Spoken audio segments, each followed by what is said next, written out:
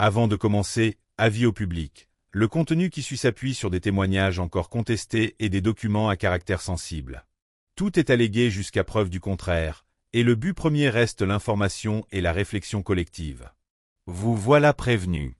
Vous souvenez-vous du jour où le vernis des belles soirées new-yorkaises a commencé à craquer? Certains disent que tout a basculé quand un simple badge de sécurité mal rangé a atterri dans les mains d'un journaliste, révélant la liste des invités d'un anniversaire privé. D'autres placent le déclic plus tôt, lors de cette after-party à Malibu où un DJ a coupé court à sa prestation après avoir surpris une conversation qu'il n'aurait jamais dû entendre. Peu importe le point de départ, ce qui est certain, c'est qu'une fois la première fissure apparue, tout l'édifice du divertissement a tremblé. 17e jour d'audience. La climatisation peine à couvrir le bruissement nerveux des bancs réservés à la presse. Sur le banc des témoins, un homme qu'on n'attendait pas, Marcus Atlas Moreno, ancien chef de la sécurité rapproché de plusieurs stars, silhouette taillée comme un mur, voix rugueuse mais mesurée. Pendant des années, Moreno a été l'ombre qui veille derrière les flashs, celui qui repérait la sortie de secours pendant que les célébrités signaient des autographes. Aujourd'hui, il parle. Moreno raconte sa première rencontre avec Sean Diddy Combs. Il m'a dit, ici, c'est Hollywood, mais avec des serrures en or. Derrière cette phrase, tout un système de portes qui s'ouvre pour certains et qui se referme brutalement sur d'autres. Moreno décrit un calendrier parallèle, fait de fêtes thématiques aussi luxueuses qu'hermétiques, les fameuses nuits marbre, où les convives signaient d'interminables accords de confidentialité avant même de recevoir le code Wi-Fi.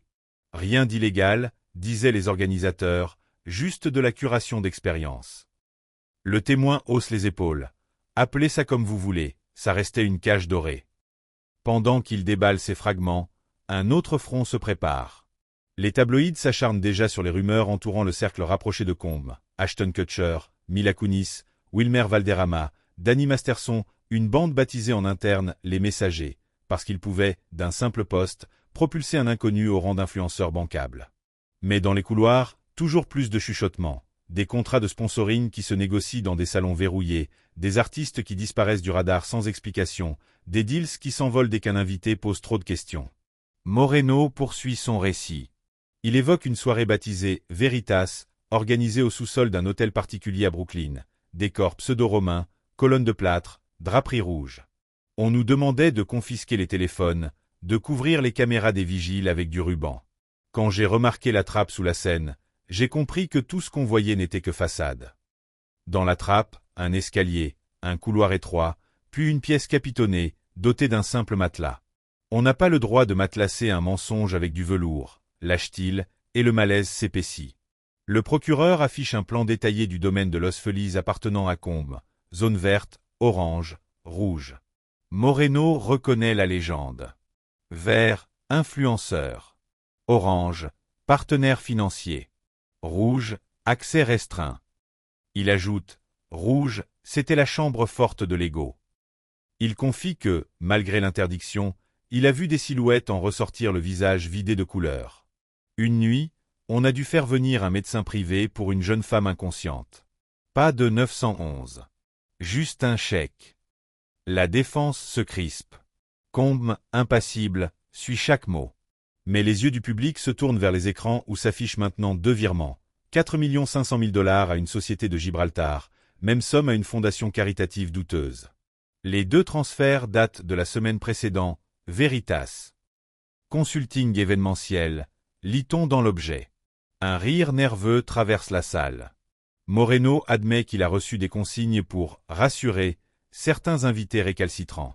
Pas de menaces claires, mais des rappels. On sait où vos enfants vont à l'école, on sait quel contrat vous venez de signer. Il raconte un yacht party à Miami, 2020. À minuit, on a verrouillé le pont principal. 20 convives ont disparu dans le salon inférieur. J'ai entendu un gars murmurer « Sélection mauve ». Ils n'en sont ressortis qu'à l'aube. Puis la question fatidique « Pourquoi parler ?» Moreno baisse la tête. On m'a demandé de détruire un disque dur. J'ai vu des visages, certains mineurs. J'ai fait une copie, je l'ai cachée. Il ajoute « Je dors mal, mais je dors mieux que si j'avais obéi ». Le parquet appelle ensuite Elisa Cortés, attachée de presse redoutée. Elle détaille la mécanique de diversion, saturer les réseaux de contenu léger, acheter des tendances, provoquer une mini-controverse ailleurs pour diluer la vraie. On appelait ça la brume rose. Elle exhibe un mémo interne. Plan de recouvrement si le mot-clé Frikov devient viral, lancer un challenge TikTok dans l'heure. Les jurés ne clignent même plus, ils encaissent. Arrive un troisième témoin, Ghostseed, investisseur mystère.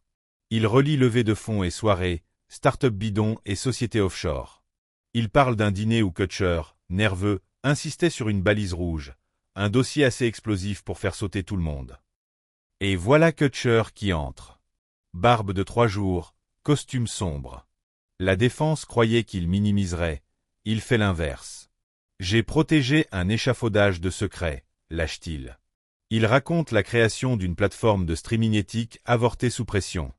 On m'a rappelé que ma valeur dépendait de ma loyauté, pas de mes parts. Il craque. Je ne dors plus sans penser à ceux qu'on a laissés derrière la porte rouge. Le juge annonce une suspension, mais avant, un email surgit. Opération Blackout. Personne ne doit franchir le seuil. Au bas de la liste, Moreno, Cortés, Kutcher. La salle est glacée. Dehors, drones et hashtags s'entrechoquent. Des marques annulent, des playlists disparaissent, des fans arrachent des posters. Mais la machine tente encore de brouiller les pistes. Podcast sponsorisé, remix surprise, micro-scandale pour distraire. Peine perdue, une vidéo fuit. On y voit un producteur hurler « Sélection mauve en place ». Le grand public réalise que le mythe était bâti sur des silences achetés. La foule déverse hashtag deuxième passage. Des artistes confessent avoir fermé les yeux. Les digues cèdent. Pendant que le tribunal s'enfonce dans les datas, 260 téraoctets de vidéos brutes, un data center au Costa Rica, un programme Panic Patch censé effacer à distance. Trop tard, les sauvegardes hors ligne patientent dans 2 mallettes noires posées là depuis le premier jour. Le ciel gronde. Les jurés partent à l'hôtel, sans téléphone, sans télévision. Demain, délibération. Dans la rue, un graffiti claque, silence égal contenu. On comprend enfin que tout ce qui n'est pas dit devient narration par défaut, et que cette narration était menée par une poignée d'hommes capables d'alterner beats de fête et bruit de bottes. Cette fois, la musique est coupée. Reste le battement sourd des vérités qu'on croyait insonores. Et vous? Serez-vous prêt à les écouter, ou remonterez-vous le volume pour masquer, une dernière fois, le craquement du décor? Le lendemain, dès l'aube, la ville s'éveille au son des hélicoptères. Devant le tribunal, plus qu'une foule, un cordon humain où se mêlent curieux, militants anti-trafic, fans incrédules. Un panneau crie « La musique n'excuse rien ». La frontière entre art et responsabilité se réduit à un fil barbelé. À l'intérieur, la cyberanalyste Dana R projette la toile numérique d'un programme nommé Project Helix. Les flux financiers dansent comme des veines irradiants d'un cœur central. Profilage comportemental, réponse émotionnelle, données biométriques, explique-t-elle. Quand on associe ça à des pressions contractuelles, on retient non seulement l'attention, mais l'âme. La défense balbutie, marketing poussé. Elle réplique, non. Capture algorithmique. Le juge liste des pseudonymes de victimes, sujet alpha, sujet bêta, sujet gamma. Âge, lieu, mention vidéogramme archivé. Dans le public, on retient une nausée. Sur les réseaux, des playlists entières s'évanouissent. Quelqu'un ose enfin écrire « L'inoubliable a un goût amer ». À des kilomètres de là, un loft accueille d'anciens assistants, chauffeurs, stylistes. Il se passe des clés USB dans un silence électrique. Une danseuse raconte la Lune rousse, 2019, château dans la vallée de Napa. Une porte mal fermée, un plateau de tournage improvisé, caméra 8K, lit de satin, NDA de 30 pages. On a menacé de nous poursuivre pour violation de propriété intellectuelle si on parlait. Dans la salle, Natalia R., chorégraphe légendaire, confirme. La violence peut porter un costume 3 pièces.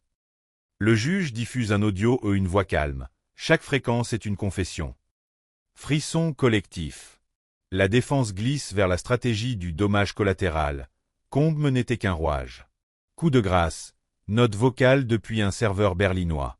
On l'entend dresser la liste rouge, exiger preuve de loyauté. Fin de l'innocence simulée. Sur l'écran géant, un extrait muet, villa méditerranéenne, pool party privé, Combe dialogue avec un commanditaire politique. La défense voulait détourner, Elle signe son naufrage. Et soudain, un thread explose. Log de connexion, capture d'écran, schéma d'architecture. Fonction Panic Patch. Mot-clé désormais viral. Service cloud en panne mondiale, mémoire collective grignotée. Mais les mallettes noires, elles, patientent. Les preuves respirent encore. La pluie tambourine les vitres. Les jurés sont confinés. Demain, ils jugeront un empire. Dans la rue, un street artiste bombe, pas de justice sans lumière. Plus loin, le slogan se répète, silence égale contenu. Reste une question, la seule qui compte. Quand le rideau tombera, qui sera encore coincé dessous? Cette fois, la basse s'est tue. Il ne reste que le souffle court de ceux qui reprennent conscience. Êtes-vous prêts à entendre ce silence?